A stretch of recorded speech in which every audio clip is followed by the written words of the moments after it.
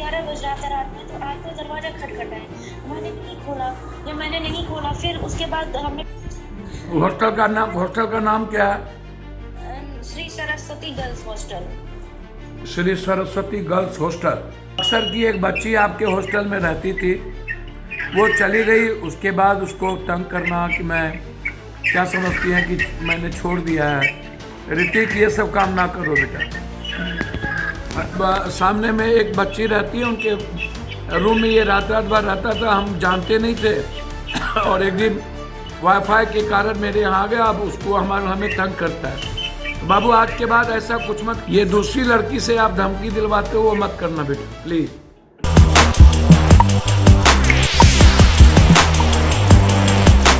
नमस्कार, आप देख रहे हैं वॉइस अप और मैं हूं श्रेया। देखिए, नीट की छात्रा के मामले के बाद लगातार जो है सब लोग में है आक्रोश भरा हुआ है। और वहीं पप्पू यादव जो है वो कुछ दिनों पहले, बीते दिन पहले, अपने सोशल मीडिया पोस्ट के जरिए एक पोस्ट जारी करते हैं। उनमें एक हेल्पलाइन नंबर जो वो देते हैं, वो बोलते हैं कि उस पे पोस्ट में लिखते हैं कि अगर किसी भी गर्ल्स हॉस्टल या लड़कियों को किसी तरह की मदद की जरूरत हो तो ये बिना सोचे हेल्पलाइन नंबर पर ये फोन करें। और तमाम फोन जो है उसके बाद उनको आते भी हैं। और इसी बीच एक और फोन आया उनको, और क्या कुछ हुआ और क्या कुछ मामला है हम आपको वीडियो दिखा। रहते हैं, बीपीएससी का प्रिपरेशन कर रहे हैं यहीं से। बीपीएससी का प्रिपरेशन। घर कहाँ बेटा? सर मेरा बक्सर। बक्सर घर बार सब चल अच्छा, कोई बात नहीं बेटा, बताइए ना। सर यहाँ हम जब अभी आए थे, थोड़े दिन पहले ही आए, 2-3 महीना मुझे यहाँ पर आया हुआ है। बेटा। जब यहाँ पर मुसल्लमपुर हाट में एक हॉस्टल पड़ता है, वहीं पे हम रह रहे थे। बेटा। स्टार्टिंग में आए तो 500 रजिस्ट्रेशन फीस सबमिट करके और पूरा उनको रेंट देके हम शिफ्ट हुए।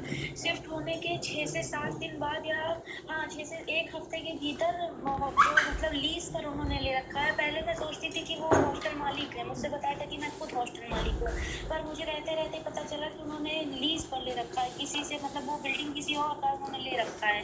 तो वो आए तो 10 से 11 बज रहा था रात में, तो आके दरवाजा खटखटाए। मैंने नहीं खोला। जब मैंने नहीं खोला, फिर उसके बाद हमने कहा क्या हुआ भैया बताइए, तो बोले आपका वाईफाई चल रहा है, वाईफाई में कुछ ग्लिच था। तो हमने कहा ठीक है। हम जैसे ही बाहर निकले, मतलब रूम से जैसे ही बाहर निकले, उन्होंने मतलब बदतमीजी की। तो मैं 112 डायल किया, आपातकालीन सेवा। तो वो तुरंत बहादुरपुर थाने पे कंप्लेंट रजिस्टर्ड हुई और तुरंत पुलिस आई 10 मिनट के भीतर। तो वो आके जब मुझसे सब मतलब वो पूछे, पूरा मेरा बयान लिए अपने टैबलेट पे पुलिस सारा। फिर उसके बाद उनको बोले और फिर उसके बाद बोले कि अब आप यहाँ से आप क्या चाहती हैं। तो हमने कहा हम 24 घंटे के भीतर यहाँ से खाली कर देंगे। हमारा जितना किराया बकाया था वो सारा मैं छोड़ के, अपना सारा सब छोड़ के चली आई वहाँ से दूसरी जगह। अब 1 महीना मैंने वहाँ से खाली कर दिया था 30 दिसंबर को। 1 महीना हो गया है सर। उसके बाद सोचिए 21 तारीख से, यही 21 परसों से रात में क्या हो रहा है कि मतलब वो जितनी हॉस्टल में लड़कियां रहती थी, 6-7 मंजिला बिल्डिंग है वो, तो उनसे वो अब वो हॉस्टल ओनर क्या कर रहे हैं, उनको मैंने तो नंबर नहीं दिया उन लड़कियों को, तो उन तक मेरा नंबर पहुंचा कैसे? इसका मतलब हॉस्टल ओनर ने मेरा नंबर दिया है। अब वो लड़कियां मुझे फ़ोन कर रही हैं, और फ़ोन कर रही हैं तो ये कि आप कहाँ रह रही हैं, पहला प्रश्न उनका यही है। फिर मान लीजिए हम ब्लॉक कर रहे हैं तो भी यही मैसेज आ रहा है, आप कहाँ रह रही हैं, आपसे कुछ ज़रूरी बात। मतलब कहीं ना कहीं मेरा लोकेशन छानबीन करने का कोशिश किया जा रहा है। और जिस नंबर से धमकी आई थी उसमें ये बोला गया था कि आप चली गई हैं तो सोचती कि आपको हम छोड़ दिए हैं, ऐसा थोड़े नहीं है। हॉस्टल का नाम क्या है? Shri Saraswati girls hostel. Shri Saraswati girls hostel. माँ सरस्वती, हाँ माँ सरस्वती गर्ल्स हॉस्टल करके राम रतन हॉस्पिटल के पास है ये, मुसल्लमपुर। राम रतन हॉस्पिटल के पास। वो मालिक का क्या नाम है जो भाड़ा पे लिया है? भाड़ा में जो लिए उनका नाम ऋतिक राज है। ऋतिक राज है। नंबर रहते हैं, बीपीएससी का प्रिपरेशन कर रहे हैं यहीं से। बीपीएससी का प्रिपरेशन। घर कहाँ बेटा? सर मेरा बक्सर। बक्सर घर बार सब चल अच्छा, कोई बात नहीं बेटा, बताइए ना। सर यहाँ हम जब अभी आए थे, थोड़े दिन पहले ही आए, 2-3 महीना मुझे यहाँ पर आया हुआ है। बेटा। जब यहाँ पर मुसल्लमपुर हाट में एक हॉस्टल पड़ता है, वहीं पे हम रह रहे थे। बेटा। स्टार्टिंग में आए तो 500 रजिस्ट्रेशन फीस सबमिट करके और पूरा उनको रेंट दे के हम शिफ्ट हुए। शिफ्ट होने के 6 से 7 दिन बाद या हाँ 6 से 1 हफ्ते के भीतर मतलब लीज पर उन्होंने ले रखा है। पहले मैं सोचती थी कि वो हॉस्टल मालिक है, मुझसे बताया था कि मैं खुद हॉस्टल मालिक हूँ, पर मुझे रहते रहते पता चला कि उन्होंने लीज पर ले रखा है किसी से, मतलब वो बिल्डिंग किसी और का उन्होंने ले रखा है। तो वो आए तो 10 से 11 बज रहा था रात में, तो आए तो दरवाज़ा खटखटाए, मैंने नहीं खोला। जब मैंने नहीं खोला फिर उसके बाद हमने कहा क्या हुआ भैया बताइए, तो बोले आपका वाईफाई चल रहा है, वाईफाई में कुछ ग्लिच था। तो हमने कहा ठीक है।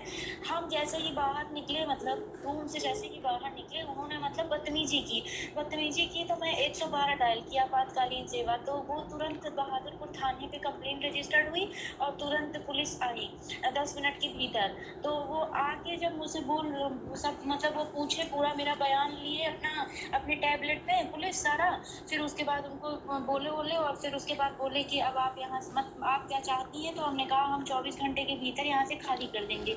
हमारा जितना किराया बकाया था वो सारा मैं छोड़ के, अपना सारा सब छोड़ के चली आई वहाँ से दूसरी जगह। अब 1 महीना मैंने वहाँ से खाली कर दिया था 30 दिसंबर को, 1 महीना हो गया है सर। उसके बाद सोचिए 21 तारीख से, यही 21 परसों से रात में क्या हो रहा है कि मतलब वो जितनी हॉस्टल में लड़कियां रहती थी, 6-7 मंजिला बिल्डिंग है वो, तो उनसे वो अब वो हॉस्टल ओनर क्या कर रहे हैं, उनको मैंने तो नंबर नहीं दिया उन लड़कियों को, तो उन तक मेरा नंबर पहुंचा कैसे?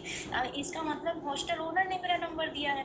अब वो लड़कियां मुझे फ़ोन कर रही हैं और फ़ोन कर रही हैं तो ये कि आप कहाँ रह रही हैं, पहला प्रश्न उनका यही है।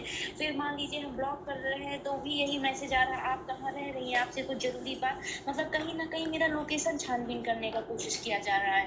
और जिस नंबर से धमकी आई थी उस पर ये बोला गया था कि आप चली गई हैं तो सोच के कि आपको हम छोड़ दिए हैं, ऐसा थोड़े नहीं है। हॉस्टल का नाम क्या है? Shri Saraswati girls hostel. Shri Saraswati girls hostel, माँ सरस्वती गर्ल्स हॉस्टल करके राम रतन हॉस्पिटल के पास है ये, मुसल्लमपुर। राम रतन हॉस्पिटल के पास। वो मालिक का क्या नाम है जो भाड़ा पे लिया है? भाड़ा में जो लिए उनका नाम ऋतिक राज है।